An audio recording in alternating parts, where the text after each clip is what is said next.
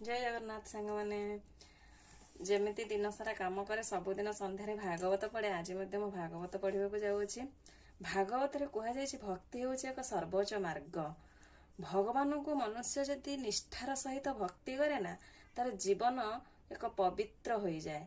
जीवन जमी लगे मु सबकि पाई तेणुक मनुष्य जिते व्यस्ततार थिले मध्य संध्यार घर को फेरिले कि काम व्यस्तता ऑफिस जातु जहाँ भी करतु घरे गोटे गृहिणी दिन बार काम करने सत्ते संध्या टाइम रे भगवान को टिके स्मरण करने उचित एवं भागवत पढ़ा निहाती दरकार। जिते जुग आधुनिकता हेले मध्य भागवत टिके पढ़ा निहाती दरकार। तेणुकरी आपण मानू मुझे कौन कहबी एतिकी कहूँ प्रतिदिन संध्यारे आपण मैंने आपण घरे भागवत पढ़ंतु। जय जगन्नाथ।